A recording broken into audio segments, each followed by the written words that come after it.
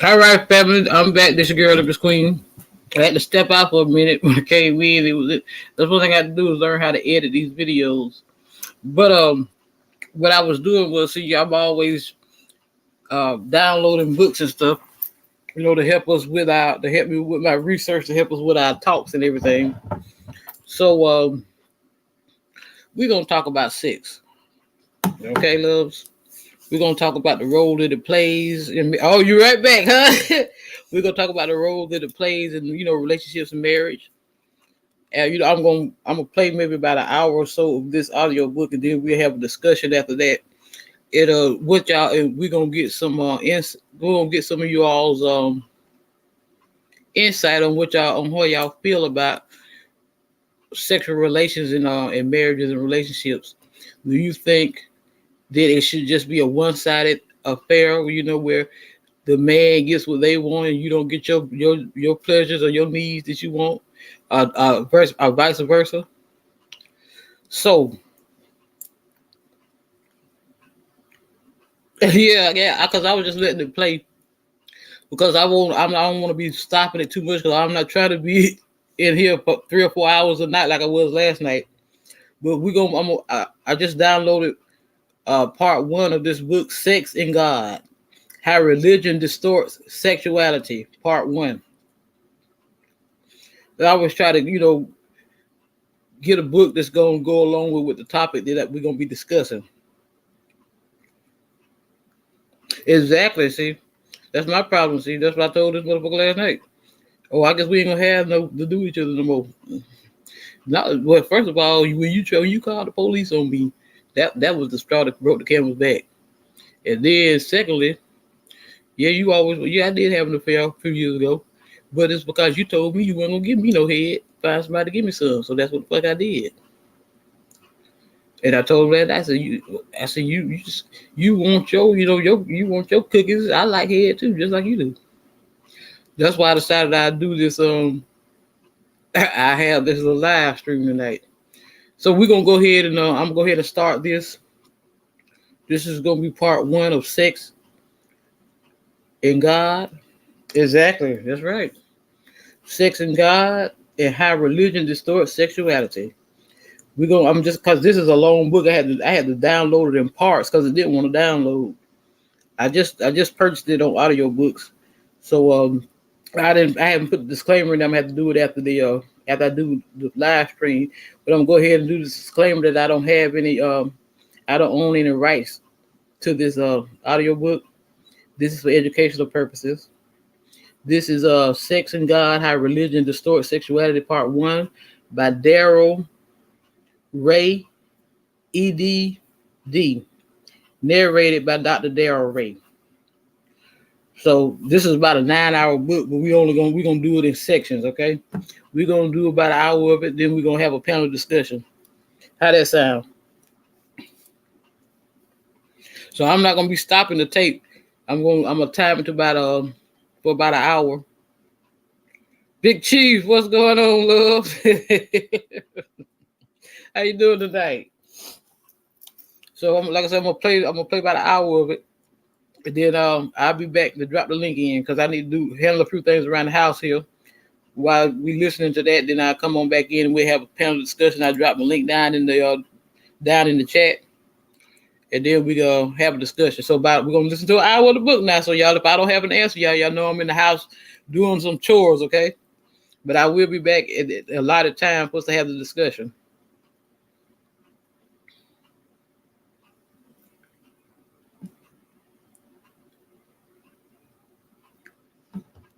This audiobook is produced and edited by Dogma Debate, LLC. The author holds all copyrights to the content you will hear. That's right. Sex and God: How Religion Distorts Sexuality. That's right. By Dr. Daryl Ray. Read by the author. Salute, brother Big Chief.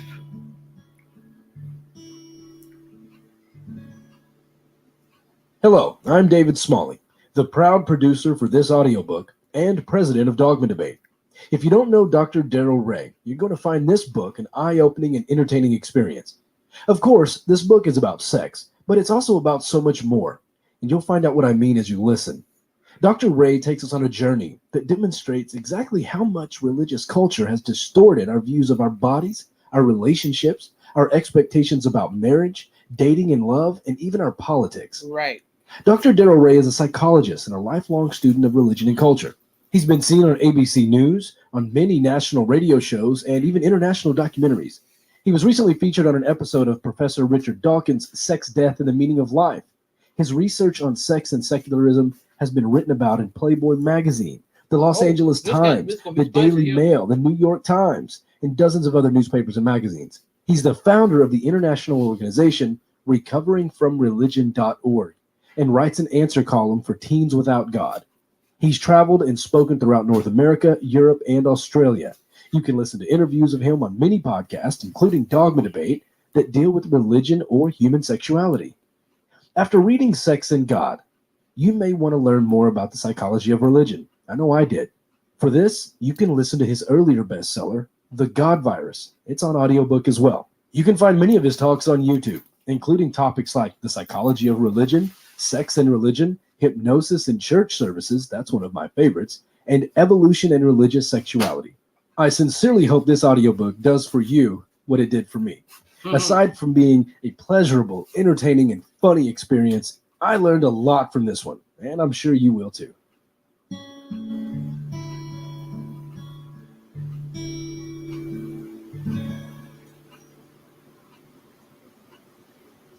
Section 1, Religion in Perspective.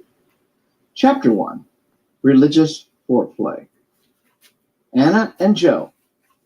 Anna smiles at Joe as she unbuttons her blouse. They met in an adult singles Sunday school class 4 months ago, and their relationship has really blossomed. She's ready to sleep with him and knows he will become her husband within the next year. Joe reaches towards Anna, watching her lovingly, but as he slips down her bra strap and kisses her shoulder, Anna realizes someone is watching her. Jesus. The crucifix Aunt Mary gave her eons ago glares at her from the wall. The Bible on the bedstand, unread for weeks, seems to bristle. Instead of tasting desire, the bitter taste of sin fills her mouth. Flooded with shame and guilt, Anna takes a step back. I can't do this, she tells Joe. Most adults feel they're making their own choices. For adults like Anna, who live in a religious culture, many of those choices have already been made for us. We're not even aware that our sexual identity is being throttled by a tyrannical set of impossible religious restrictions. Choices. This is a book about choices. Choices that were made for you and new choices you can make. You may be restricted in the choices you make about your sexuality by ideas you have never questioned. Ideas that do not appear to have anything to do with religion. Some choices were made for you before you were even born. Some choices were cut off. Some were prohibited. Some were forced on you. Others felt like reasonable choices when you made them, but now you realize they were determined by the religious ideas and training you received. Even if you were not raised in a religious home, you were raised in a religious culture. From the way kids talked about sex in elementary school to the laws your legislators are passing today, sexual choices are being made for you based on religious assumptions. How are your choices restricted? If you live in a Christian community, you will learn that God is always watching you. If you have impure thoughts, God knows. If you masturbate, God sees. If you have sex before you're married, God will punish you. You may be told that you cannot marry someone you love because he or she is the same sex as you are. Preachers tell you that you don't need birth control because you shouldn't be having premarital sex. You also hear that masturbation will injure your marriage. You learn that the instant of conception is when some God plants a soul into the embryo, and therefore it is a sin to stop the development in any way. If you're a female and living in a Muslim culture, you may be prohibited from choices about mates or even about control over your own body. You may be forced to marry a man with many other wives. You may have no choice about premarital sex. In fact, you might be killed for making that choice. As a Muslim boy, you will be taught how to treat and control women, that they are subservient to you. You will read in the Quran that your wife is always supposed to be ready to have sex, even if she is in the midst of cooking a meal. Unless you're in some sex positive minority religion like pagan, Wicca, or Unitarian, you will never be taught the joys of sex. The religious message from priest, minister, Sunday school teacher, or imam are all focused on the role sex plays in God's plan. If you choose to have sex in any way that is not blessed by your particular God, you are sinning and the subject to eternal punishment. If you belong to one or more liberal religions, you may not get the harsh messages, but the choices are still narrowed by your God. You may still feel guilty or uncomfortable about your daughter or son having sex in college. You may have difficulty understanding your nephew's choice to marry a man. And no matter how liberal your religion, the laws of your state may make you a felon whenever you have sex in anything but a missionary position. It may also be illegal for you or your spouse to use sex toys. Even liberal people may find it difficult to talk about their fantasies and sexual desires with their spouses. These inhibitions and ideas probably came from the many subtle signals that surround all of us in our religious culture. All cultures have some rules and ideas about sex and sexuality, but the major religions have taken sex and sexuality as the strict purview of their god or gods. The major religions seek to restrict sexual expression for no apparent reason other than to propagate their particular dogma. Human sexuality is vast in its expression. Even a cursory study of other cultures finds many different forms of sexual expression.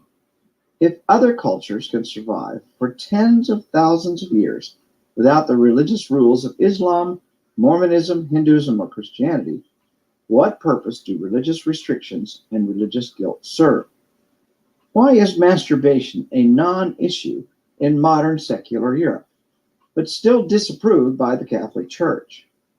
How is gay marriage a threat to marriage when Christian divorce rates in the United States are highest in the most evangelical and fundamentalist states?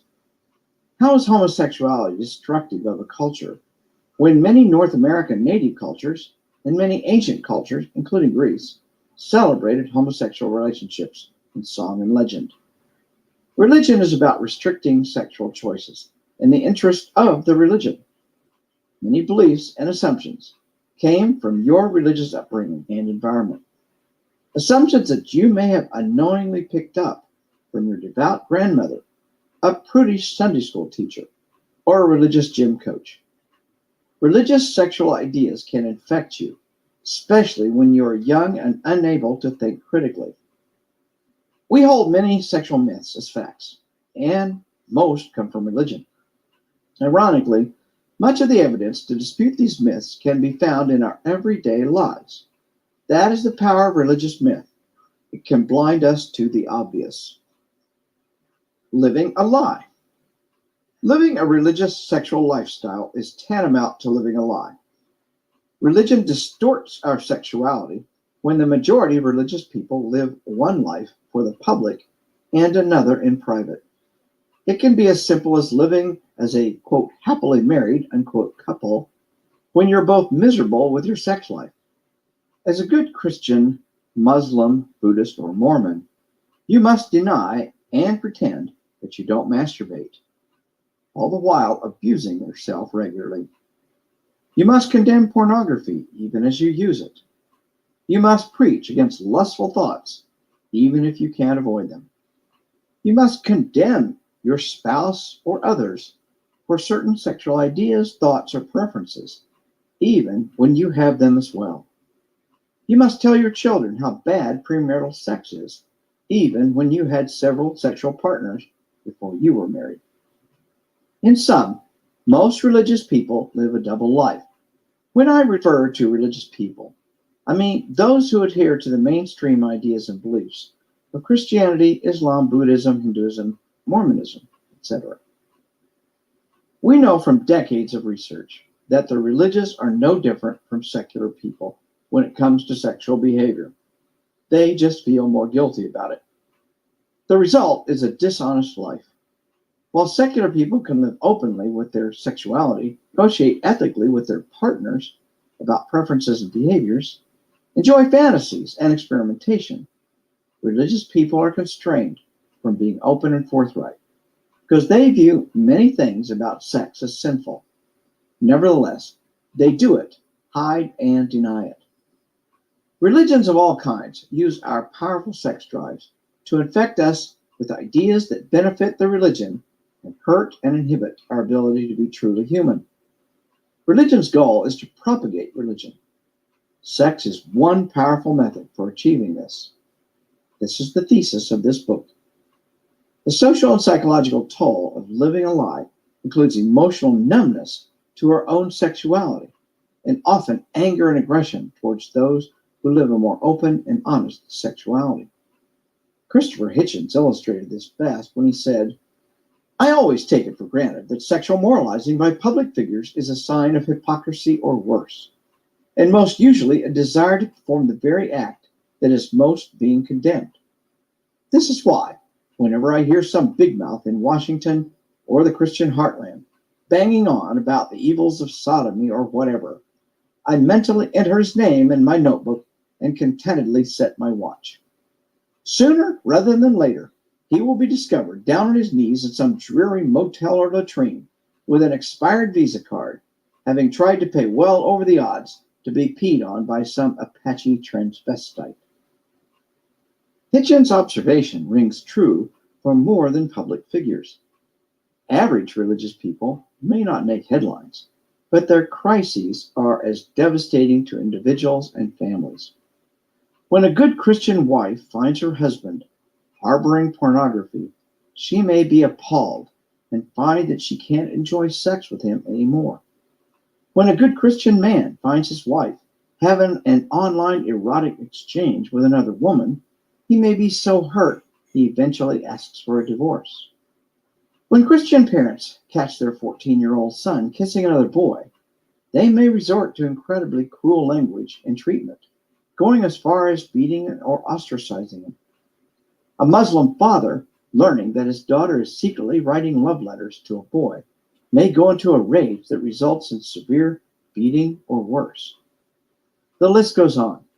Yet none of these offending behaviors is wrong or abnormal, except in the light of religious insanity about sex. How can someone be honest about normal, harmless behavior when it leads to social sanctions and psychological abuse in the name of religion and religious beliefs? Sexual beliefs are manufactured by religion and have no basis in reality. Believing and living according to these ideas leads to broken marriages, sexual dysfunction, child abuse, and much more. Without religion, none of these examples would come to such an end. Children would have no need to feel ashamed of perfectly normal behavior. Spouses would have room to negotiate sexual desires and needs in ways that respect both parties and lead to loving and sexually gratifying lives. Parents would have healthy ideas about normal sexual behavior and development and be able to teach their children skills for decision making about their own bodies. Toxic trio. 3 key beliefs in modern religion lead to sexual distortions, sexual terror, and support the many myths, such as, number 1, belief in an afterlife. Number 2, belief in a voyeuristic, all-knowing God that determines your status in the afterlife. And 3, belief that the God dictates a specific kind of sexual behavior to the exclusion of all others as a condition for entry into the afterlife. You must hold all 3 of these beliefs for religious distortions to truly impact your behavior. Here's how it works. Simply believing in an afterlife does not necessarily create sex-negative behavior. For example, some New Age religions and most pagans are quite sex-positive, yet include some idea of an afterlife. Believing in a voyeuristic God does not necessarily lead to sexual distortion either. You could believe in a God who wants you to masturbate and have joyful sex with your partner or partners, and watches you while you do it. This would not lead to celibacy or fear of eternal damnation. The third belief, combined with the first two, creates sexual distortion. God expects you to adhere to a specific, narrow set of behaviors. Since He's watching you all the time, failure to comply will result in eternal damnation. This unique combination of beliefs is what makes Islam, Christianity, and other religions so powerful. These tenets provide a framework for understanding the behavior of people in most of the major religions. This toxic trio creates a rigid system that prevents exploration outside arbitrary limits, ignoring patterns of attraction that are part of our genetic programming. The notion of specific sexual behaviors dictated by all-knowing, voyeuristic, and vengeful God can terrorize adherents into public compliance and private misery without leading to sexual self-actualization or fulfillment. This God inhabits your mind like a parasite, ready to interrupt any improper behavior. I have seen firsthand the destructive impact of these three beliefs. I once practiced as a clinical psychologist within an institution for adolescent boys, and then in private practice for children and families, including marriage counseling. I then transitioned into organizational psychology, working with executives, managers, and employees. In this capacity, working with people who are having sexual difficulties, I asked, what prevents you from communicating your concerns, desires, or problems to your parents, wife, boyfriend, etc.? Their first response was often one of terror as they answered, I could never tell my husband what I really like. He would divorce me. Or, I could never tell my parents my boyfriend and I are thinking about having sex. They would kill me. Or, I could never tell my parents I'm gay. They would disown me. These people are so afraid that they could not even imagine communicating openly with the most important people in their lives. It took little probing to find that religion is at the root of this terror. Religion forces people into denying, avoiding, judging, and hating themselves and others for their sexual desires and behavior. As we'll see in later chapters, people who are terrorized about sexuality do not make good decisions or lead sexually satisfying lives. They often perpetuate the cycle of terrorizing their children. People who learn sex without guilt make better decisions, talk and negotiate more openly with their partners, and respect the sexual preferences and desires of others. They enjoy their own bodies and are less jealous, possessive, and judgmental. Religion seeks to control the uncontrollable, especially when control is most difficult in adolescence. What does religion gain by putting unnatural restrictions and perpetuating myths about sexuality? As I explored in my earlier book, The God Virus, How Religion Infects Our Lives and Culture, sex is only one or several channels to religious infection, but it is among the most effective. Religious sexual terrorism, fear is the foreplay. If you were raised in North or South America, Europe, Australia, India, China, the Middle East, and Indonesia, you were very likely brought up in an environment dominated by one religion. In broad terms, that means Christianity, Islam, Buddhism, Hinduism, and communism. Yes, communism acts like a religion where sex is concerned. These dominant religions tend to control and restrict sexual information, making their version of sex and sexuality the norm.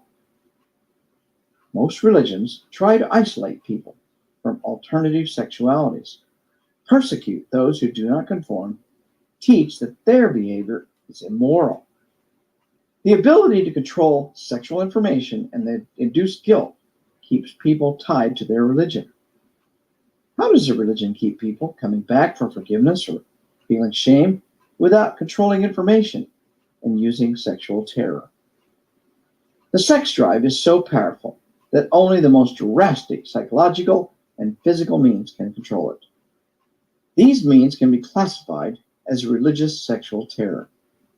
Fear is the foreplay of religion. Done right, it interferes with all aspects of human sexual pleasure. Because of religious sexual terror, an Iranian woman wears a dangerously hot burqa in the desert. A priest prays for hours and hates himself every time he masturbates. A Christian father explodes on finding out his daughter had sex with her boyfriend. A minister and his wife can't enjoy interesting and creative sex. A woman can't tell her husband that she would like to be spanked occasionally as part of a sexual ritual. A husband can't reveal that he likes to dress in women's underwear. Two Christian teenagers can't openly negotiate condom use before they have sex. A thought experiment. Unbuttoning religion. Imagine being taught from childhood that you and most of the people around you have a dangerous medical problem. But thankfully, it can be controlled, even prevented, with a simple button that lights up when pressed.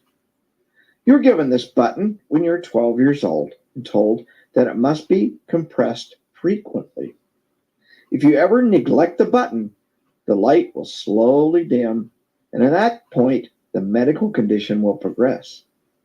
If the light gets too dim, you will get a disease or have an accident. To illustrate the dangers, you were shown photos and told stories of people who let go of their button and were destroyed. Adults, physicians, religious leaders, and your peers all attest to the terrible things that happen when a person neglects his button. Learn how to live with the button, then tell others how to live with it too, they admonish you. You learn that telling others makes the button glow longer, even brighter. You slowly learn to enjoy having a button. You feel proud of it as you tell others the joy of feeling safe and protected by the button. This button impacts every aspect of your life. When you talk to someone, you feel compelled to tell them about button power so you can take your finger off it for a little longer. When you tell your children, the light stays on for several hours. You get into bed with your spouse and tell her about your button, and she tells you about hers. And you both enjoy some lovemaking before the light gets too dim. Sure, you have work to do, a lawn to mow, books to read, projects to complete, but ultimately, the button rules. Years go by, and you get good at managing your button. Indeed, your button stays lit for days at a time with only the occasional push because you are so skilled at working button praise into every conversation. Others are not as good at maintaining their button, and they have family problems or physical problems. Press the button. Talk to others, you urge. But they aren't as diligent as you, and you see them pay the price. It saddens you that others don't take responsibility for their button and then complain that they're sick or in pain. One day, you meet a person who has no button, yet seems perfectly healthy. Where is your button, you ask? I threw it away decades ago. I have no idea where it is. This forthright and unhesitant answer shocks you, then creates a twinge of panic. First, you think, he's in grave danger of some horrible illness or accident. Then another thought occurs. Maybe buttons aren't necessary. You toss that thought out. What is life worth if you don't have a button? You would feel emptiness, a true sense of loss. Even if someone could live without it, you could only imagine how miserable and lonely their life must be. Occasionally, you hear that some of the richest or most successful people in the world do not have buttons. Some people are even encouraging children to throw their buttons away. It terrorizes you to think that one of your children might stop pushing her button and come down with some terrible disease or disability. As a result, you redouble your efforts, telling more people about the joys of the button. Even so, you find that your button does not glow as long as it used to. You continue faithfully pressing because you know that the warm comfort of a glowing button surpasses all understanding. Buttons in your life. While the button premise may seem ridiculous, it resembles many religious practices. For example, you may know Catholics, Muslims, Hindus, Buddhists, Sikhs, or believers in a number of other religions that use prayer beads. Others clutch their Bibles and display them prominently at work, in their home, or in their car. They may display religious symbols in their homes, their lawns, and their web page. Others wear crosses, crucifixes, and pendants. But it's not just prayer beads, Bibles, or a prayer rug. Religious people have almost identical beliefs to our button example. They believe that prayer prevents evil, heals illness, gives guidance, and much more. They believe that going to church, mass, or prayer meeting keeps their souls pure and clean. They believe that reading the Bible or religious material keeps evil thoughts at bay. Each of these is nothing more than a way to press the button. Praying presses the button. Reading the Bible, going to church, praying on a prayer rug, singing a hymn, all are ways to press the button and keep evil, illness, or other problems at bay and ensure a reward in the afterlife. It is the totality of the beliefs represented by these tokens that creates a deep dependency in the religious adherent. Tokens are just a reminder of the underlying belief. The token reinforces the belief, and the belief reinforces the token. In our simple example, the belief in the inevitability of disease or accident was the driving belief behind the token.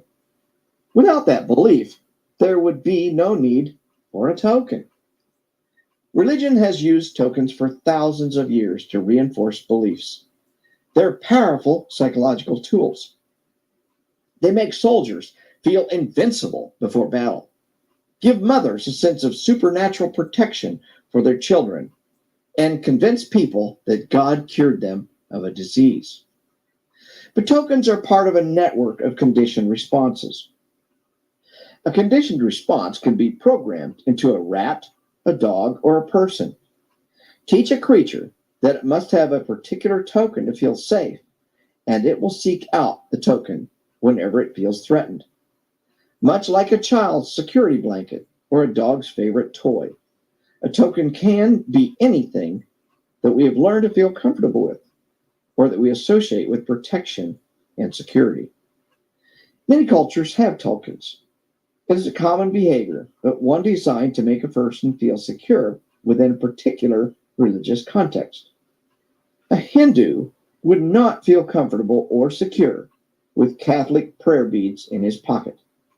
A Muslim woman would probably feel violated with a crucifix around her neck. A Buddhist wouldn't find a Baptist prayer meeting inspiring. Tokens are specific to a given religion and even a religious subset. For example, some tokens may only be worn by one gender, not by the other. Some may be used by Protestants and not by Catholics. Some may only be used at certain times of the year or during certain times in life. And most important, tokens are paired with specific beliefs. The crucifix is paired with belief in death and resurrection, along with other ideas. A Bible or Quran represents a belief that the deity can and does communicate directly to you.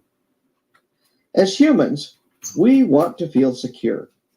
We learn early in life to associate security with things and behaviors. We associate security with our home, with owning property, having money in the bank, going to work every day. In reality, these do not make us secure. We create them to feel more secure.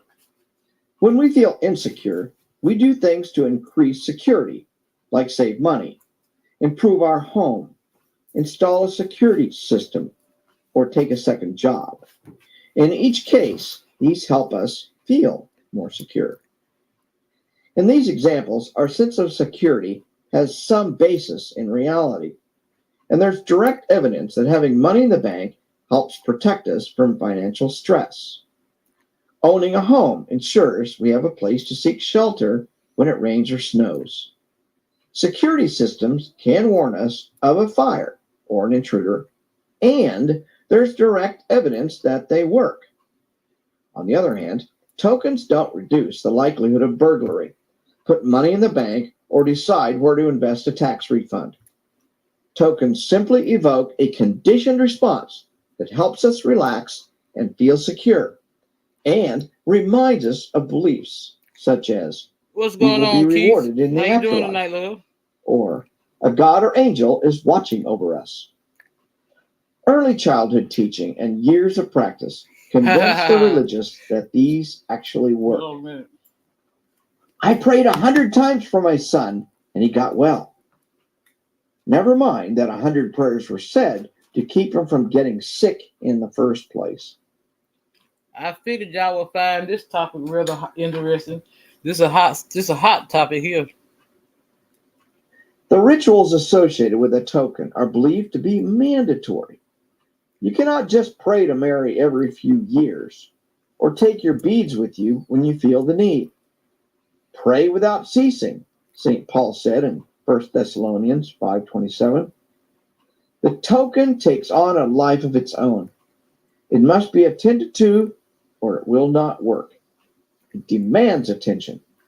If you miss a prayer meeting or mass, forget to pray or read the Bible, you will feel anxious. You forgot to press the button. God may not protect or reward you. Sex and pushing buttons. What do buttons or tokens have to do with sex? Tokens keep the mind focused on religious requirements, ensuring that the person behaves according to the dictates of the deity. If the deity says masturbation is a sin, then having a set of prayer beads or a Bible next to your bed at night is a powerful reminder what is and is not sinful. When the person eventually succumbs and masturbates or has sex, he will count 200 beads for forgiveness. If a woman has the urge to bring a boyfriend to her apartment, That's crazy as hell, lady. she may take the pictures of Jesus down before he comes over. If she leaves it up, she may not be able to reach or. Oh no, I haven't dropped the link yet. I'm gonna listen to about another 30 minutes or so of this. Then I'm gonna drop the link and then we'll have a panel discussion. Because Jesus is watching her. The more the person uses the tokens and prayers to resist sexual temptation, the more the behavior becomes ingrained. Powerful biological urges make the person want to masturbate or have sex, but the fear of hell impinges on her thoughts. She picks up the beads, reads the Bible, or kneels and prays to resist temptation. Any number of physical actions may be This shit used, crazy, but boy. they all lead to the same result: deeper infection with religious sex. The person may resist temptation successfully, in which case the biological need generally grows stronger. They may succumb immediately, but have to pray, kneel, count beads, read the Bible, or something similar to assuage the guilt. In other cases, a person may successfully That's what I redirect his put that in the attention chat earlier. and They energy to other brainwashed the whole activities, world. often of a religious nature. He may become a missionary, work for the poor, or teach Sunday school. Right. The redirection of energy often benefits the religion. The more a religion makes a person feel guilty and insecure. I be dropping some interesting lectures over here. I just have spiritual studies before this. I have spiritual studies every day. I like CG Darling.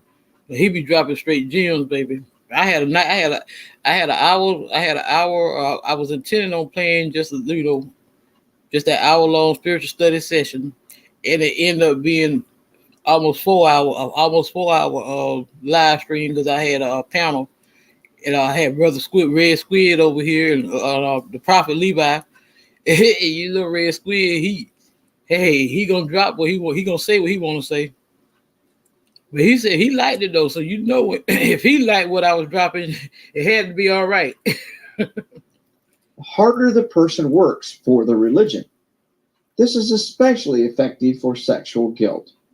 Ultimately, a religion may so undermine a person's sexual confidence that he or she becomes Y'all a celibate crazy. nun or priest, or stops having About sex beating the with a meat, though. spouse in order to be able to channel energies into religious study and endeavors.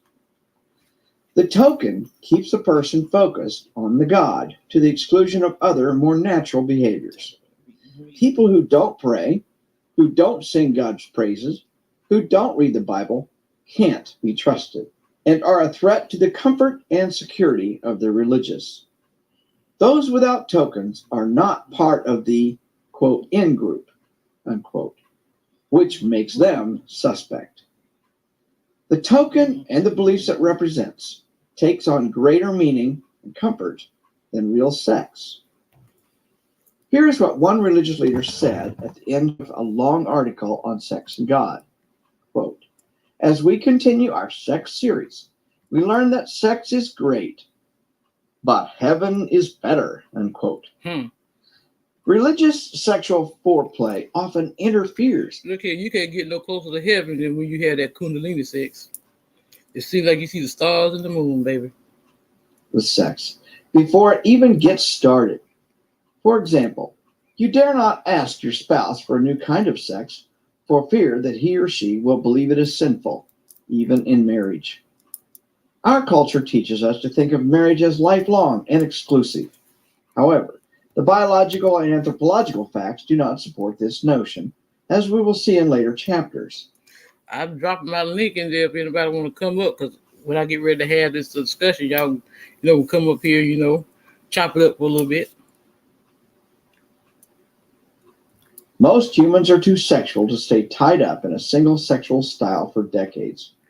Of course, people can stay in a committed relationship for decades, but they will only be happy if they keep the sexual energy properly channeled Right. and not artificially dammed up by religious ideas. Exactly. Failing this, sexuality will express itself, sometimes in unusual or inappropriate places. That is why thousands of, quote, happily married religious leaders engage in illegal sexual behavior every sure year. Do. To say nothing of many Catholic priests who are married to the church. At the same time, millions of religious followers engage in sexual behavior that is legal but violates their religion's moral code, such as having heterosexual or homosexual affairs, masturbating, or using porn. They can engage in extra prayers, confession, Bible reading, or giving money, pushing the button to gain forgiveness, then go back to doing it again. It keeps the vicious cycle alive. Now I got my link down there in the chat now. Don't y'all be shy. Don't be shy. Come on up and holler at your girl.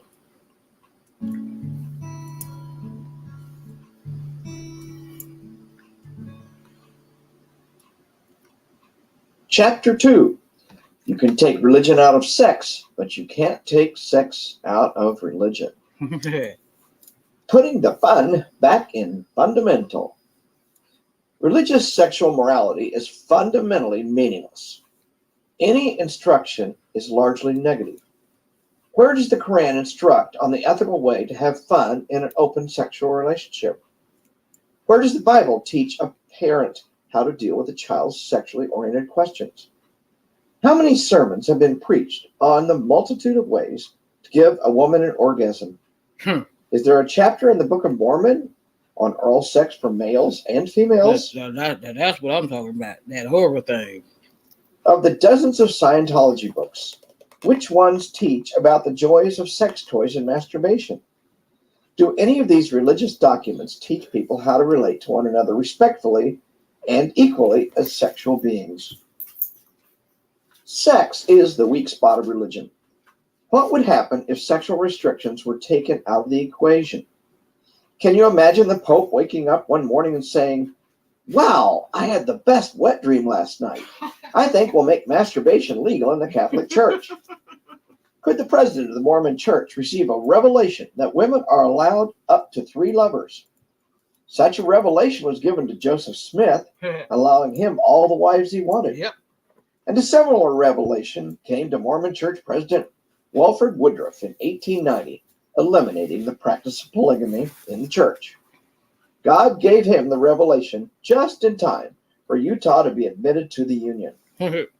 Imagine such homophobic ministers and leaders who have all been caught engaged in sex acts as Ted Haggard, Bishop Eddie Long, Senator Larry Craig, or George Reckers. Well, he's spilling the tea. Saying homosexuality should be accepted by the church. Let's explore where we get our sexual ideas and preferences. Then we can better understand how religion plugs into the development of sexuality to its own advantage. Is anybody gonna come up here on this panel or what? Y'all chatting in the chat room. Y'all chatting in the chat room. Get up here on this panel and chat. Our limited sexual maps. We inherit a map of sexuality from our culture and religion, just as we inherit a map of the food we eat. Our food map is small compared to global possibilities. Indeed, your food map is so limited that you might starve to death in the midst of plenty if you were transplanted to another time or place. How well would you fare if you were plunked down in the jungles of Brazil or the Kalahari Desert in Africa? Local people survive, even thrive, but you would starve or get accidentally poisoned by eating the wrong food. In modern society, we expand our local food map with a variety of ethnic foods and spices unheard of by our ancestors. As a result, we have far more interesting and varied foods than any culture in history. Yet, even with these amazing changes, some religions still try to control food selection.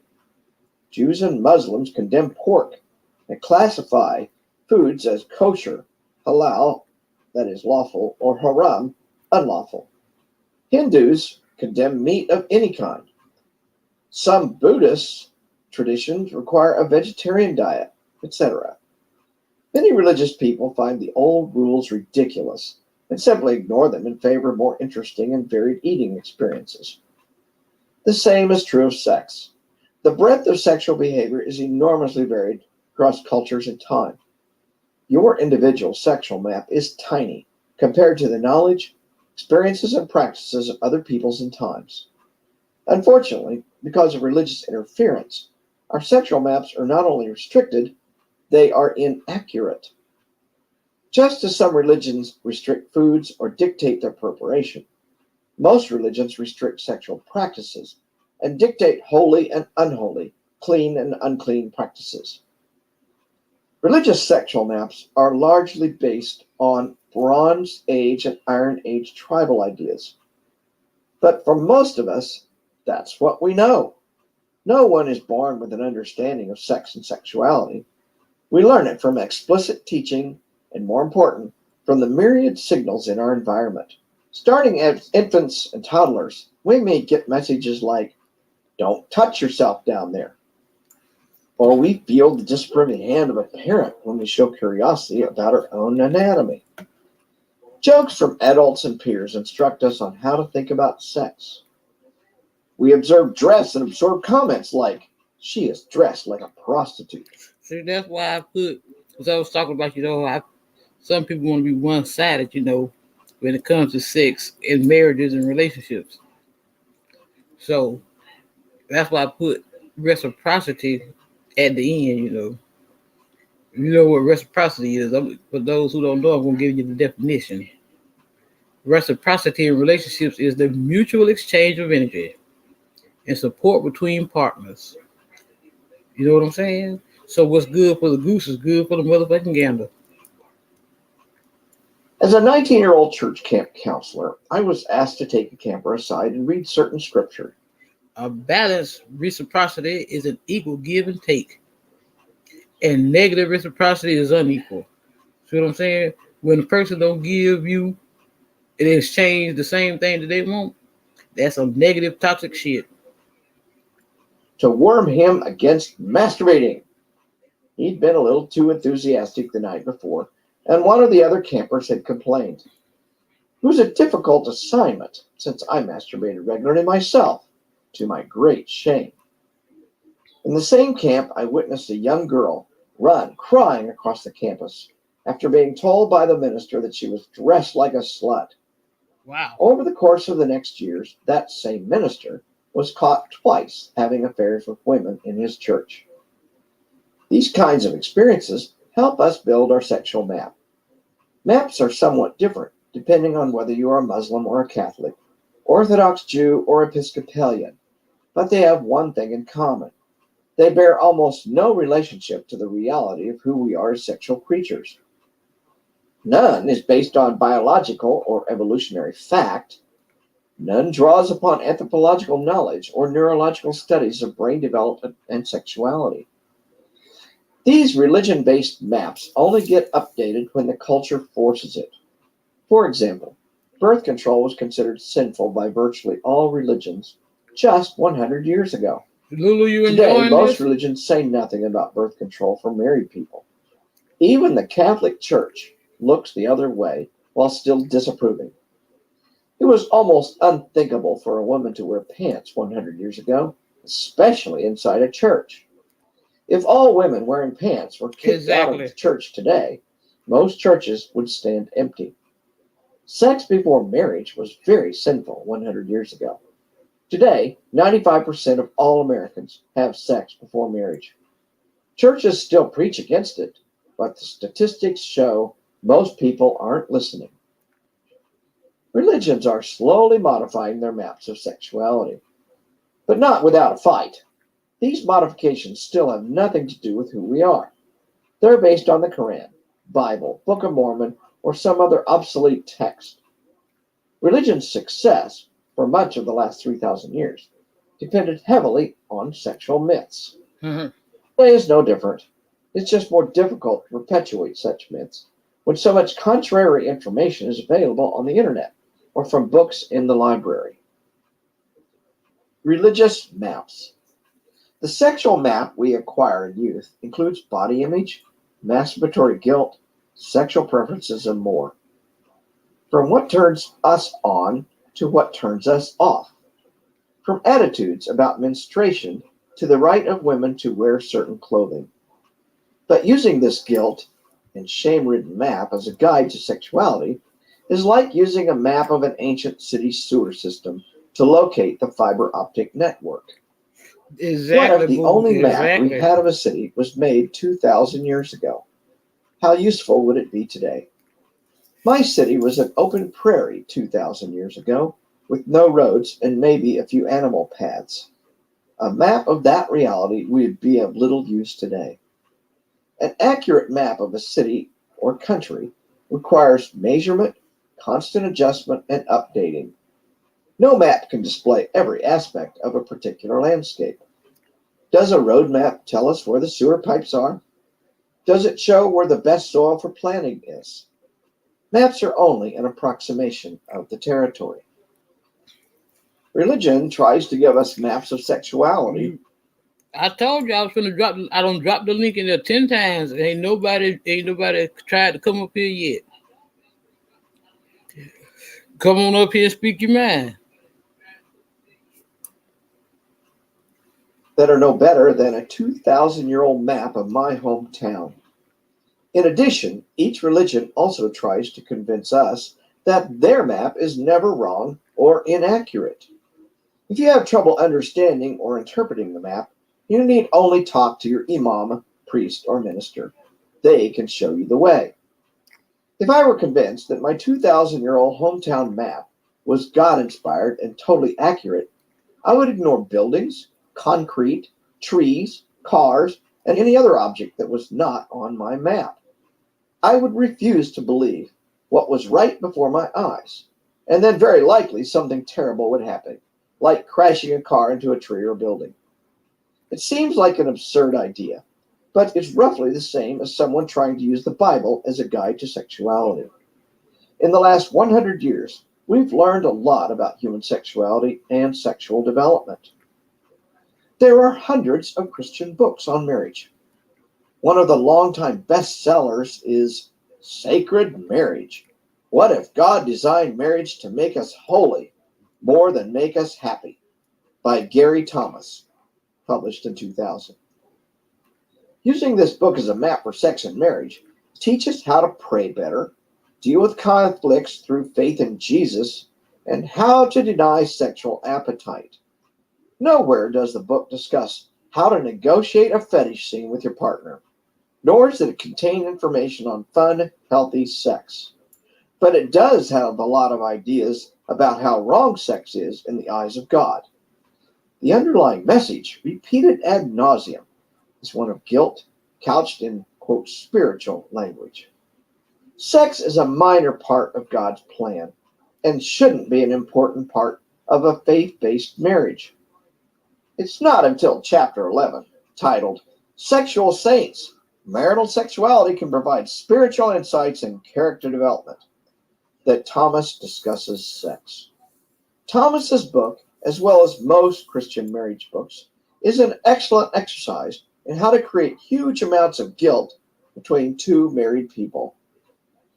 The irony of groups of study books like this is that many, if not most, had sex before marriage, masturbate, and peek at porn occasionally, all while pretending they never do such things. Well. In other words, they're behaving like human beings, even as they pretend that some ethereal spirit inhabits their bodies and watches them day and night to keep them religious. The book is all about God. It's really a threesome with an invisible man in the middle, constantly meddling with the pleasure and bonding that ordinarily develops between married couples. This is a formula for disastrous sexual communication and ultimately divorce or a sexless marriage. Right. Having talked to and witnessed uncounted Christian marriages, That's true. I have concluded That's my that the whole product of this situation kind now. of training is anxiety and guilt. Within a few years, sex loses meaning and fun, becoming perfunctory and may cease altogether. Don't defile yourself, or you will go blind. All religions have something to say about sex, and it rarely coincides with scientific knowledge of sex and sexuality. How many times has a young person suffered through the night, praying to Jesus or Allah to help him not defile himself by masturbating? How many young lives have been destroyed in Iran, Pakistan, or Saudi Arabia because religious parents caught their daughters kissing a boy? How many Baptists or Catholics have suffered through years of sexual deprivation because their religion prohibits premarital sex? How many pregnancies and sexually transmitted diseases have children of evangelicals contracted because their religion disapproves of sex education? That's where the whole problem started at. Many a person Once I has woke been up and started prohibited standing from my ground and exploring speaking a my possible truth, relationship and all with a that perfectly damn shit good was over partner with, only I ain't because going for it one no or more. the other's religion. Many people have been discouraged from enjoying their own bodies in perfectly harmless yet enjoyable ways because a priest or imam told them such actions would send them to hell or make them go blind. Many deeply religious people will claim that sex is sacred. The sacred rules associated with a given religion invariably coincide with the interest of the religion in forwarding its own propagation. Rarely does a religion allow truly human sexual expression. Religions claim we are not animals. We should not behave like animals in our sexual expression. Come on with the bullshit. Yet, religions of all kinds But yet, prescribe they like, sexual but yet, behavior it's all that right for looks them to far get their more like pleasure. those of animals than humans. For example, the Pope's prescriptions for sex look remarkably like the way dogs, cows, or cats express their species' sexuality. A Muslim or Southern Baptist has views of sex that are more closely related to the reproductive strategy. See, that's another thing. The Bible wants to make us the submissive. See what I'm saying? When we really we goddesses. We the ones supposed to be worshipped. But they made us the submissive, and that's what got these men so fucked up in the head now. That we supposed to do what they say do. And damn how we feel, see. Strategies of insects. For example, most animals have sex only when they're in heat or sexually receptive for procreation. Humans can have sex anytime. Procreation is a small part of human sex. Recreation and bonding is far more important. Therefore, to have sex only for procreation is not human, but more like other animals. Hmm. Humans may have sex thousands of times for every live birth. No dog or insect does that.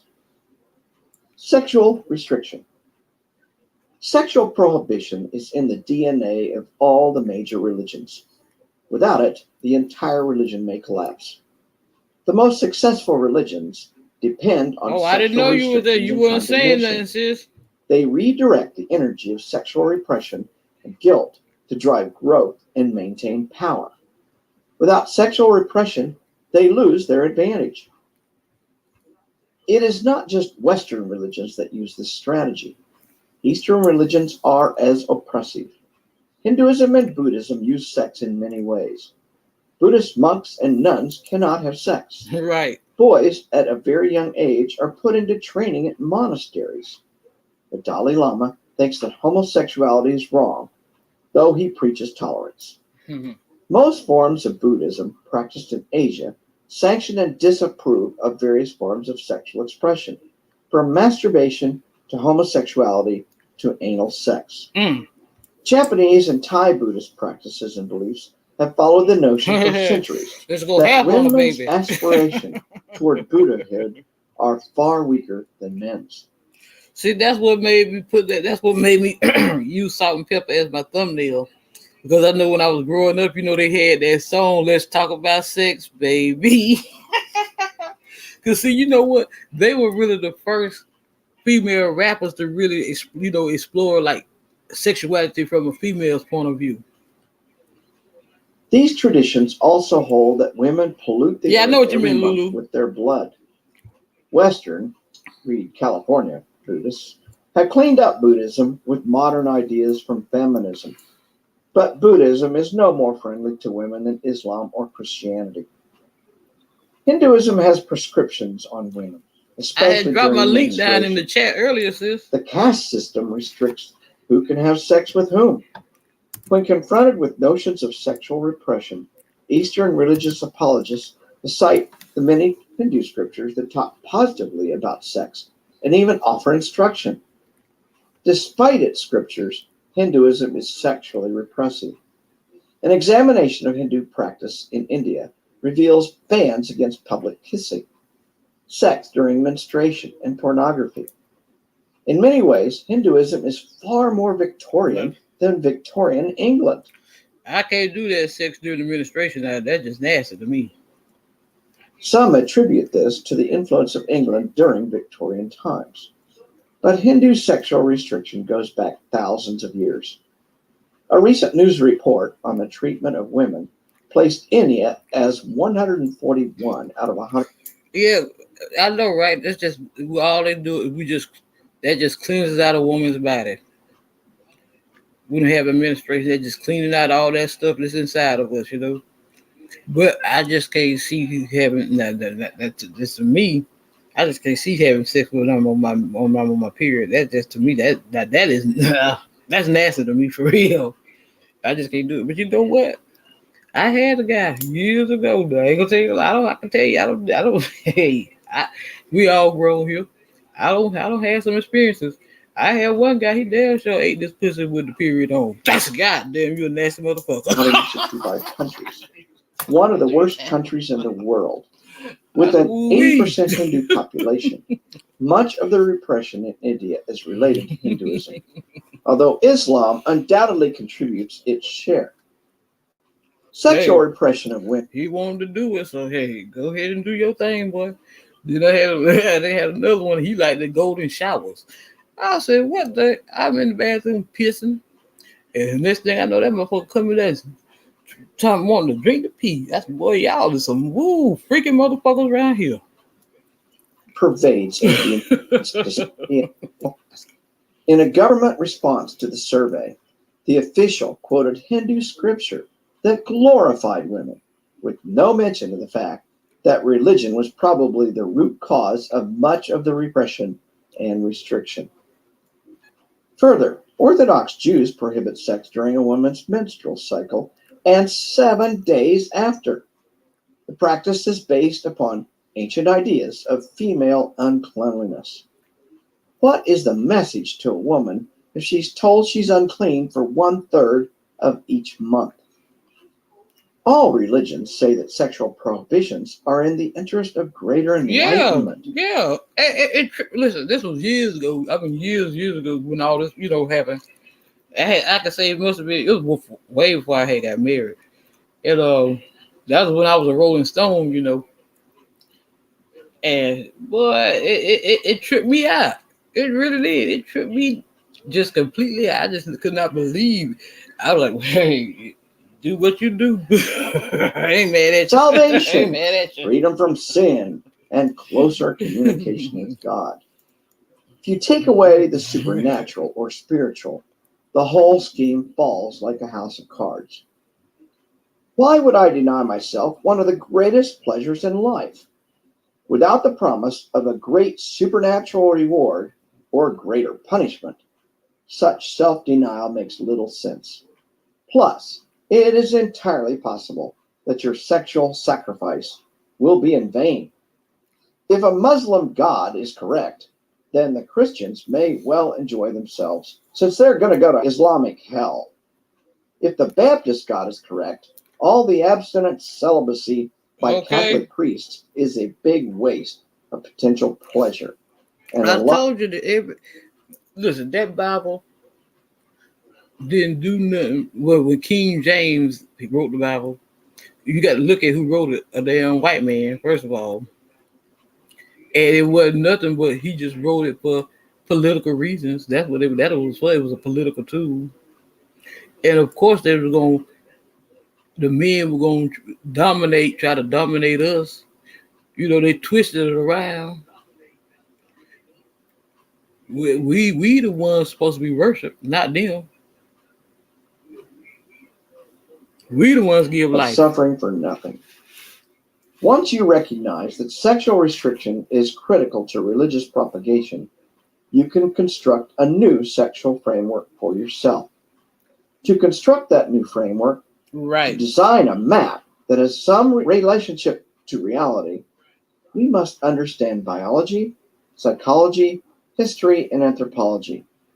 It requires us to look at sex across many times and cultures to understand the breadth and depth of human sexual practices.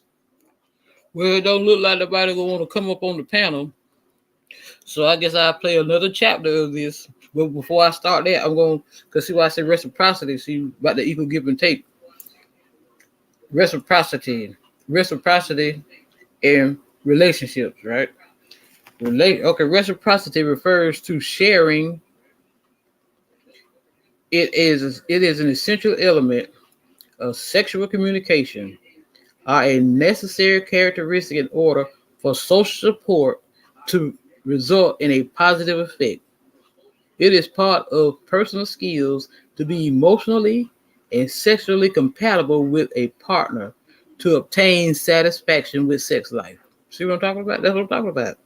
It's okay for them to be satisfied, or whoever. It could be either way. I ain't just saying men, women can be that way too. When reciprocity is missing, people often perceive that they themselves give more support than they receive. Exactly. Yielding or a compromise is expected to be present. See, that's what I'm saying. That's what I told that nigga last night. You don't even want to compromise. So, to be present even in sex life issues. Although a person should maintain a firm footing in health concerns, the extent of reciprocity serves to verify how a relationship has grown and developed. And after 10 years, you still don't want to act right, and how much room there is for improvement. Findings of the multivariate analysis of associations between reciprocity and outcome variables by gender and age. A multivariate analysis included mate, one's own spouse, partner, no former spouse, relative, near relation, next of kin, or friend, close friend. Identical analyses were computed separately. For spouse, those who had reported as having Marital spouses or spouses while living in a formal marriage like arrangement were categorized as having spouses. Research suggests that perceived sexual compatibility is significantly related to sexual satisfaction. That's right. In sexual agreement, researchers have found that sexual satisfaction cannot be achieved when one partner desires the same activity that the other partner dislikes. See what I'm talking about? See what I'm talking about? That's just what I'm talking about right there. I can't. That was it in a nutshell. I can't say no more. Armed with this information, we can begin to make informed decisions about our sexuality. We can also learn the appropriate place for sex in creating and supporting the joy that comes from bonds formed in long term committed relationships. Removing religion from sex allows for an exploration that is unencumbered with dogma. Ethics become more important than religious notions of morality. In the following chapters, we will look at religious sexual myths.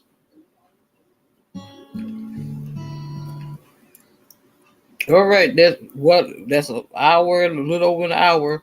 That was chapters 1 and 2. So I guess tomorrow evening sometime we'll come back and we'll do 2 more chapters. Maybe I can get somebody to come up on the panel with me tomorrow night and we can chop it up.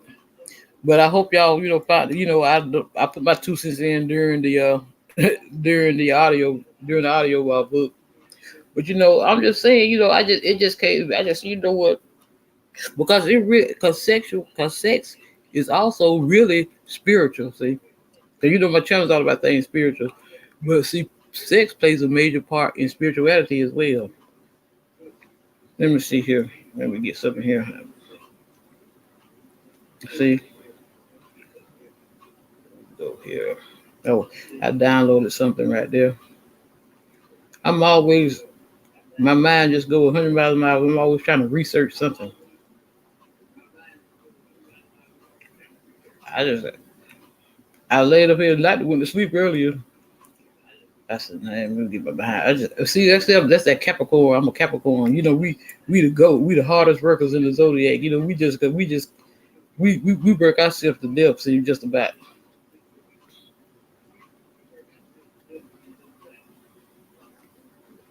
Okay. Some people consider spiritual sex to be actively connected to our religious practice. Others see it as a specific set of spiritual practices, also known as tantric sex. Yet others see it just as a way of having sex that leads to a deeper spiritual, fulfilling connection with a partner.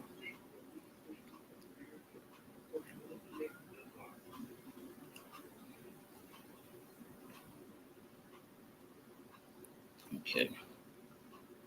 But you can't get no deep bond when you ain't when it's like I say when there's no reciprocity. I just say it like that.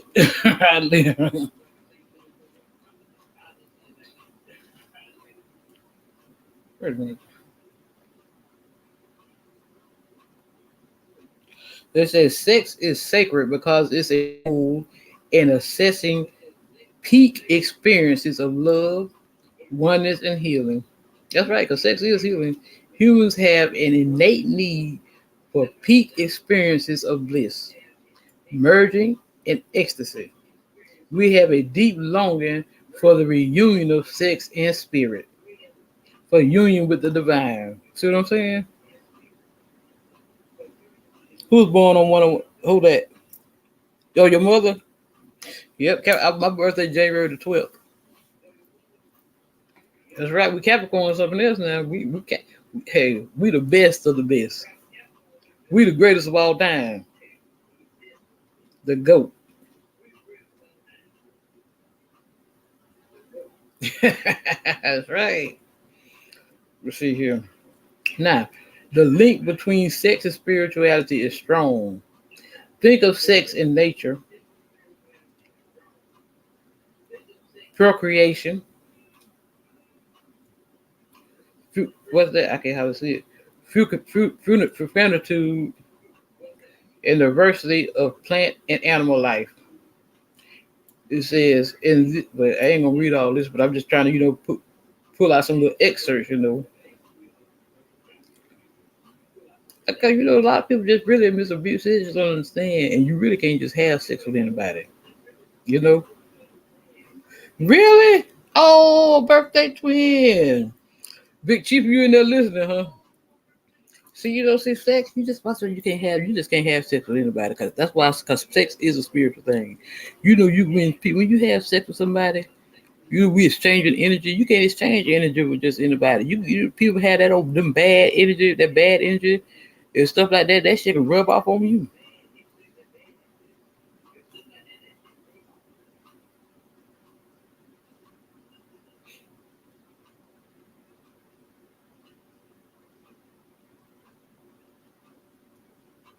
Okay, it says sex is not simply a hunger to be satisfied from adolescence onwards. A more mature attitude is appropriate to see and experience sexuality as a vital, dynamic aspect of human interplay, rather than as a series of episodes in our own lives. In society, this means, acknowledging, accepting, and displaying confident masculine and feminine characteristics without either provoking or submitting to erotic temptation. In private, with a partner, it means consideration. See? Putting the other first, gaining pleasure mainly through generosity, through giving, and through displaying other mature virtues during sexual intercourses, like patience, persistence, empathy, sensitivity, and affection. This is making love rather than having sex, and mutual loving like this carries over into everyday life, spreading joy. How does this relate to sex into how does this relate sex to spirituality? Loving and feeling loved. You will feel more content, less driven, at peace within. There certainly ain't nothing like peace. More spontaneous as well as joyful. In this way, you will contribute to the well being of others in your community and possibly further afield. You will be less selfishly concerned with what material values. With the gaining of wealth, power, and celebrity themselves questionable basis of sex appeal for some. You will be more attuned to the needs, joys, and sufferings of others, and more readily abide by what spiritual values like compassion, humanity, tolerance, equality, freedom, respect, forgiveness, wisdom, and love. Spirituality is about discovering who we really are. That's right. Our true or higher selves as against our self centered everyday egos. See, that's the narcissists with them everyday egos. Sexuality is obviously an important part of that. Neither repression nor overindulgence leads to spiritual maturity. We must each try to find another way for our own peace of mind, and as an example to others, loving relationships hold the key. So, my loves, I hope y'all enjoyed this, this first part of this book. I hope y'all like some of the points I made, some of the things that I said. If you did, give your girl a thumbs up. Drop your girl a comment down in the box, below. Share and subscribe, my loves. And as always, go within so you never go without.